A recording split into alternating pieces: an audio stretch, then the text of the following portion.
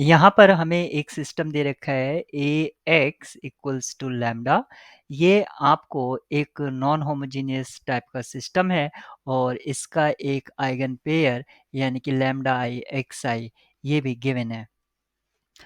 यानी कि ये आइगन वैल्यू है और ये करस्पॉन्डिंग आइगन वेक्टर है। आपको बताना है यहाँ पर कि कौन सी स्टेटमेंट करेक्ट नहीं है।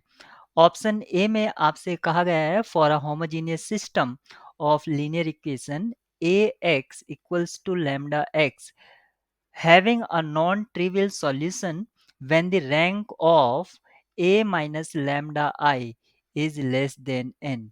अगर रैंक जो है, देखिए ये जो कंसेप्ट है हम रैंक के टर्मिनोलॉजी में इसको सॉल्व करेंगे। जब रैंक इक्वल हो जाती है नंबर ऑफ वेरिएबल्स के और ऑर्डर ऑफ मैट्रिक्स के, तब उस केस में यूनिक सोल्यूशन होता है। अगर रैंक कम होती है नंबर ऑफ वेरिएबल से, उस केस में आपके मैनी सोल्यूशन होते हैं। और जब इस टाइप से आपको लास्ट रो या नॉन जीरो रो मिलती है 0 0 0 और जो ये कांस्टेंट वेक्टर ऐड करते हैं यहाँ पर कोई नॉन जीरो वैल्यू मिल जाए, इस केस में आपका सोल्यूशन एग्जिस्ट नहीं करता है। क्योंकि सोल्यूशन एग्जिस्ट करने के लिए कंडीशन क्या होते हैं in terms of rank, rank of A equals to rank of A B यानी कि ऑगमेंटेड मैट्रिक्स। तो यहाँ पर नॉन ट्रिवियल सॉल्यूशन एग्जिस्ट करेगा जब रैंक लेस देन एन होगी। अगर इक्वल टू एन होगी उस केस में यूनिक सोल्यूशन एग्जिस्ट करेगा और वो जो सोल्यूशन होगा होमोजेनियस के लिए 0 0 0 होगा। This statement is true. Option B for matrix A raise to the power M, M being a positive integer, यहाँ पर इसने कहा है कि lambda I raise to the power M.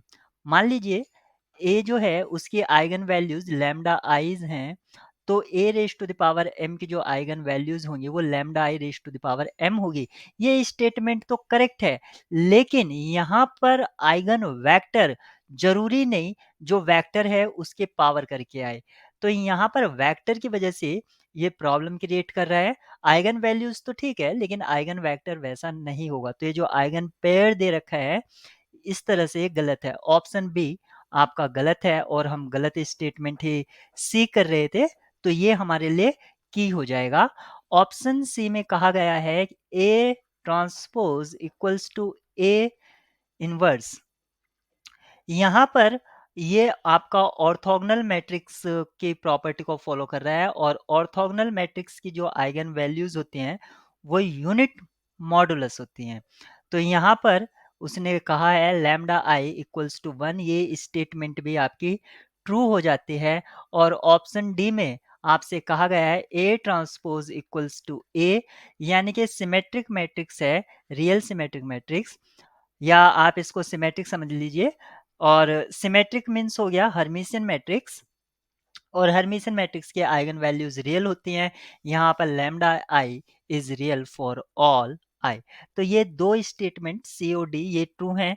हमसे पूछा गया था कौन से स्टेटमेंट करेक्ट नहीं है, ऑप्शन बी आपके लिए की होगा।